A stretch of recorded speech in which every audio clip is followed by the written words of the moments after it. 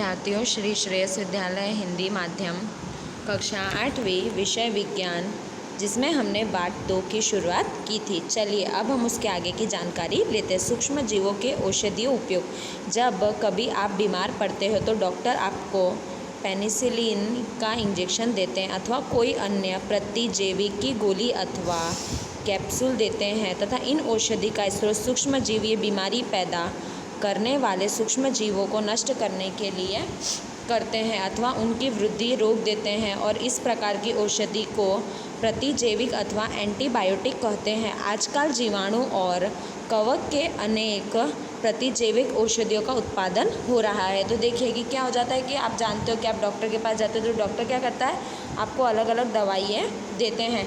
जैसे कि आप देख सकते हो यहाँ पे सेप्ट्रोमाइसिन है ना, तो ये सारी जितनी भी दवाइयाँ होती है वो सामान्य रूप से उपयोग की जाने वाली प्रतिजैविक है, जिन्हें कवक एवं बीजाणु से उत्पादित किया जाता है। किसी विशिष्ट प्रकार के सूक्ष्म जीवों का संवर्धन करके प्रतिजैविक का उत्पादन किया जाता है, जिन्हें अनेक रोगों की चिकित्सा में उपयोग में लाते हैं।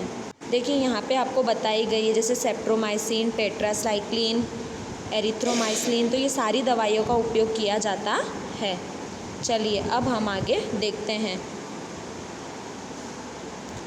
पशु आहार एवं कुक्कुट आहार में प्रतिजैविक मिल जाता है, जिनका उपयोग पशुओं में सूक्ष्म जीवों का संचरण रोकने के लिए होता है। प्रतिजैविक का उपयोग कुछ पौधों के रोगों को नियंत्रण भी किया जाता है।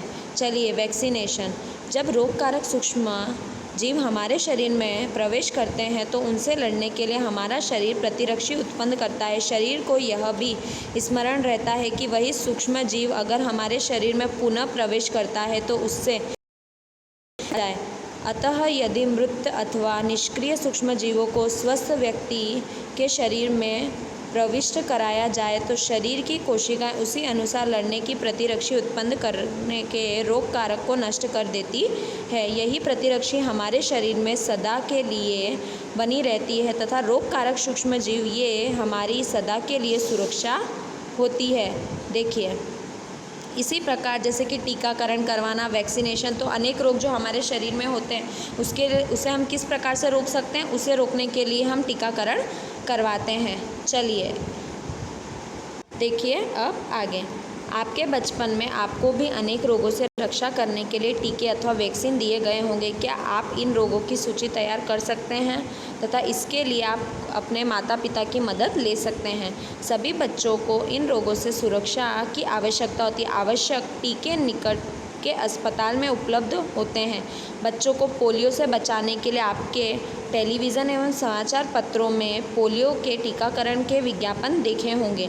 तो देखिए आप लोगों ने देखे होंगे कि कौन कौन से पोलियो होते हैं जिनके टेलीविज़न और समाचार पत्र के अंदर क्या होते हैं, विज्ञापन दिखाए जाते हैं, जिसमें बच्चों को पोलियो के टीके लगाए जाते हैं। उसमें बाद में पोलियो ड्रॉप दी जाती है। बच्चों को दिए जाने वाले वास्तव में एक टीकाकरण वैक्सीन है।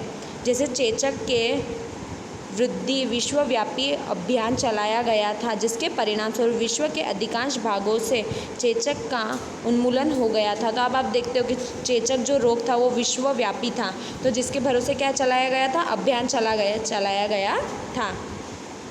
आजकल सूक्ष्म जीवों से टीके का उत्पादन बड़े स्तर पर किया जाता है, जिसमें मनुष्य एवं अनेक जंतुओं को अनेक रोगों से बचाया जाता है।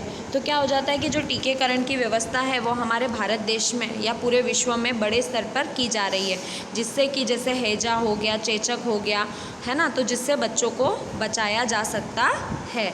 चलिए अब आगे। मिट्टी की उर्वरकता में वृद्धि। कुछ जीवाणु एवं नीले हरे शैवाल जो चित्र 2.7 में वायुमंडलीय नाइट्रोजन की स्थितीकरण कर सकते हैं। इस प्रकार मृदा में नाइट्रोजन का संवर्धन होता है तथा उनकी उर्वरकता में वृद्धि होती है। इन्हें सामान्यतः जैविक नाइट्रोजन स्थितिकारक कहते हैं। चलिए अब आगे की जानकारी हम नेक्स्ट वीडियो में लेंगे।